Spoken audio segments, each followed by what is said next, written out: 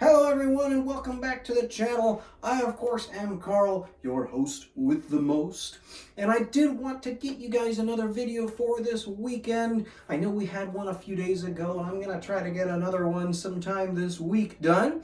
But I did want to leave you guys with something before a lot of you head back to work tomorrow. Just to kind of give you something else interesting to look at. I have been out of town this weekend, so I'm a little tired, but definitely wanted to get you guys something cool.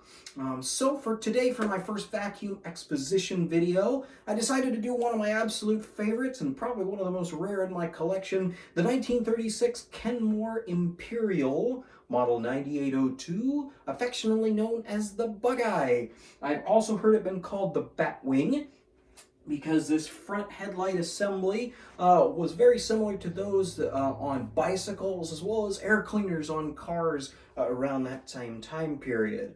Now, this particular model was Sears and Roebuck's most top-of-the-line machine with the most features, including about a 6-position height adjustment, as well as those famous headlights there. Now it also featured a dump bag, as you can see, as well as a switch up in the handle, which was new technology for the time.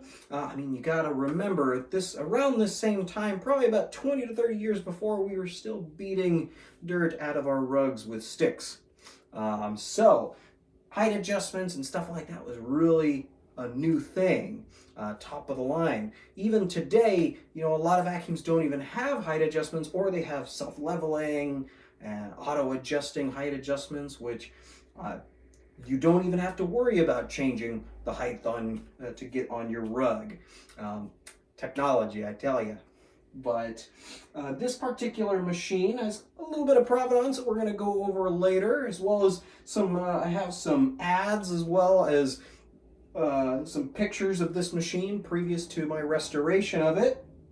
I myself had to not only polish it up, but it was also missing a bumper, as well as the original cord on it was unfortunately too far gone to save, and could cause an electrical fire had it been plugged in. So I replaced it with something that's as correct as I could find. But now it runs beautifully. Now, when it came to the bags on these machines, as many of you may not know, these were considered dump bags. So there's a little collar on the top that would slide off, and then you dump that in the trash, refuse pile, wherever. These were not hypoallergenic. They didn't even know what that meant back then. So remember, we're looking basic when it comes to vacuum cleaners. Of course, the headlights were meant to light up those rooms. Of course, usually in houses like this, you'd have, you know, one socket per room, hopefully.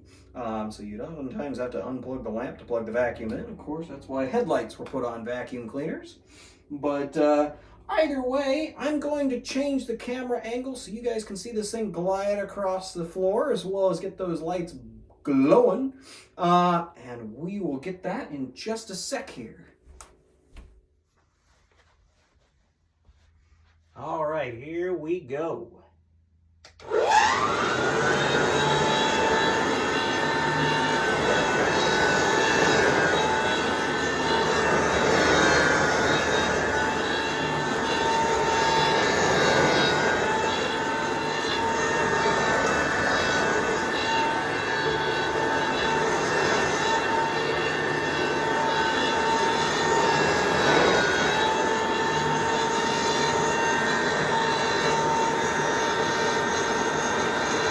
Cool thing about this machine is you could turn the headlights off too, just like your car. Very fun feature. All right, we're going to talk about a little bit more, but first we got to get back down into the collection room, and then we'll discuss some more about this wonderful machine. So we're back in the collection room, just to do a little bit more information on the old Bugeye right here. So in 1936, as you can see, I've got a few ads up here, and I'll zoom in on those as well as post them up. But those were the machine that was posted, of course, inside of the Sears catalog, Kenmore being a Sears brand, along with things like Whirlpool, as well as, well, things like that. Now, the Bugeye would have come out in the 1936 Sears catalog, and it was also, being the top of the line model, you would have seen it in the newspaper as well. That framed ad right here is one of the newspaper articles, and I'll post another one right here.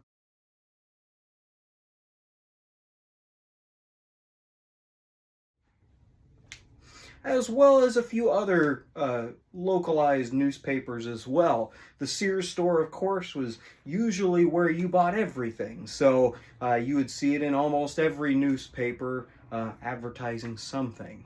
Now, my particular Kenmore Bugeye has a little bit of a provenance behind it.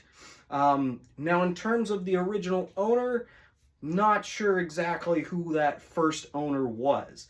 However, I know where it ended up for probably the last, had to have been 50 years. So, if you look at my machine, and if you looked at that ad that I just showed, you would have seen the bag on it was a little bit different.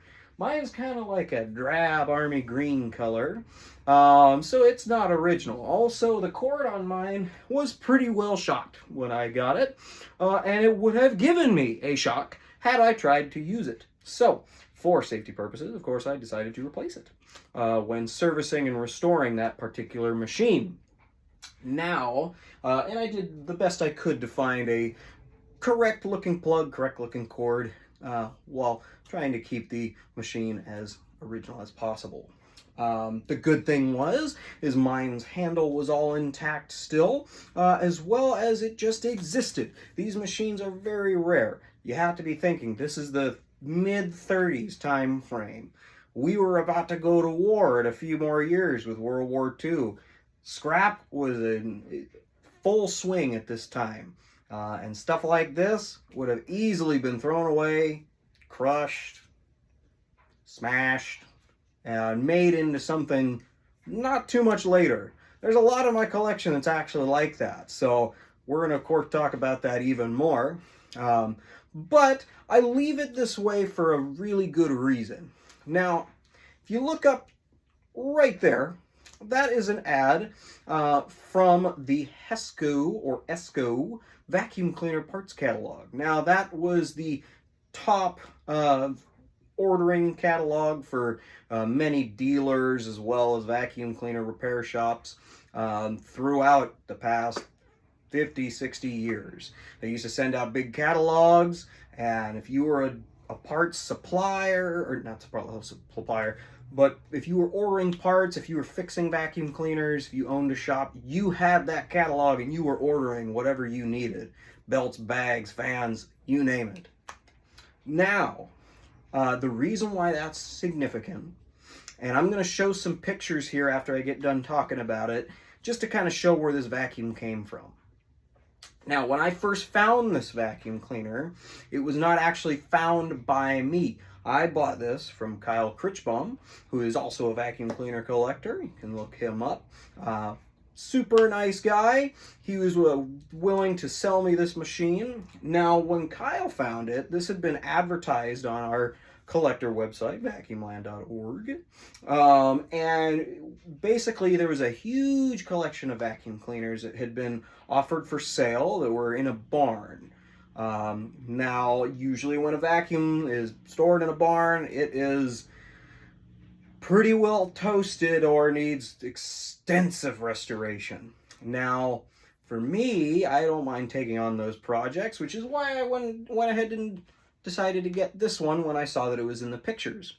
So, made the deal, got the machine, got it back here, and was doing a lot of work, getting all that chrome polished up here, fixing that cord. I was so excited when I found this because I'd always wanted this machine. So I had the cord, the plug, the bumper all ready, cut, ready, and perfected before this thing even walked in the door. Basically all I had to do was the extensive restoration work. But either way, so I got this machine and I started doing a little bit more research on it and where it came from. Now, you remember I just mentioned Hesco. So I found out from Kyle, who had told me a little bit more about this collection that was for sale, was that Hesco actually had a corporate office where they had a little museum with several of their machines. They're on display, and just to kind of show the history of vacuum cleaners, as well as just kind of showing that they've been servicing the servant of the home, if you will, for many years. Well, their corporate office ended up moving probably sometime in either the 90s or early 2000s time frame. So that meant a little bit of downsizing, and out went the little museum that they had. This Bugeye came from the family that founded the Esco vacuum cleaner catalogs. And it was on display in their little museum.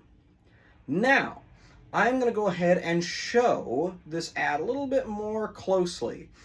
And I want you guys to take a look, because there's a very significant reason why this machine's a little special.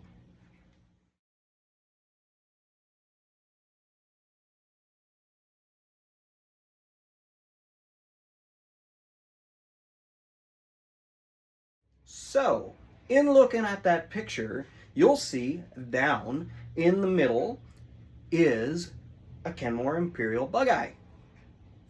Which is that machine? Which means my Bugeye that I currently own was that machine that was sitting in those catalogs that everybody would see as kind of an ad, just advertising the brand. Now, I realize that that's kind of a stretch to figure that whole thing out. Now, me and my friend Jason did a lot of research trying to figure this out, and we took the picture that's up in that ad and took how this machine looked when I first saw it and compared it down to the little minute details. Now, I'm going to show you a picture of what this machine looked like when I first saw it. A separate picture that Kyle had shown me. I'm going to bring it up right here.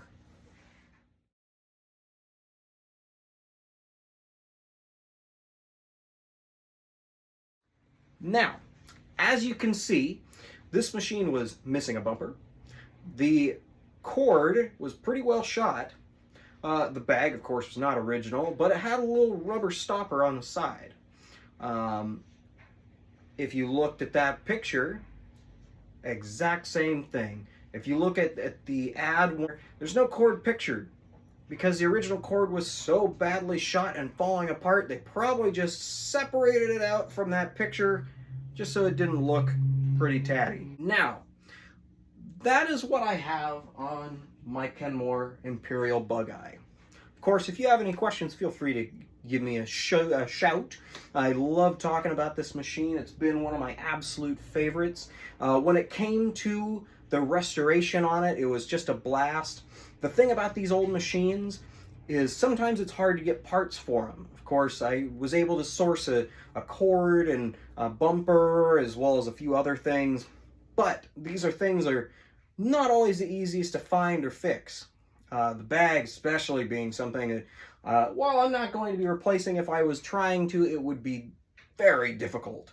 Just because you'd have to find a donor machine, basically, and I mean, why would you want to ruin another one just to make one complete, unless it was pretty well trashed. But if you notice, mine does have a bumper on it now. One little fact about it, and one thing that you can try, if you are restoring one of these older machines, is I use rubber tie-down straps, or rubber, I guess the very thick bungee cord looking ones. Not bungee cords themselves, but thick rubber tie-down straps.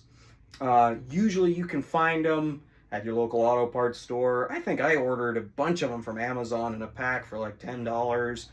And most of these bumpers, they're held on by rivets or a screw. This has about 4 different rivets in it, but you cut the hook ends off on it, drill a couple of holes, put it on, and it looks great. You know, that's one of the tricks of the trade I've learned from, you know, being in the vacuum collecting world for so long. Absolutely have definitely appreciated everything I've gathered from that. But that's one of the things I had to do. Of course, getting the headlights working was another story. I guess an animal of some sort had chewed on a wire, and they were definitely not going to work again. So had to rewire some of the sockets back to the motor again. But overall, you know, this machine came out really well, and I'm really proud of it. It's one of my major trophy machines, which is why I keep them up here. And we'll go over more of these, of course, as time goes on. But I do want to thank you all for tuning in today. But again, thanks for clicking on it and, you know, taking a look. You know, I love doing this stuff, so I'll try to get another video out here in the next few days. But either way, I'll catch you on the next one. Of course, as usual, please like, comment, and subscribe, because I'm going to be coming at you with a lot more of this type of content. You fellow people, have a great rest of your day, and we'll catch you later.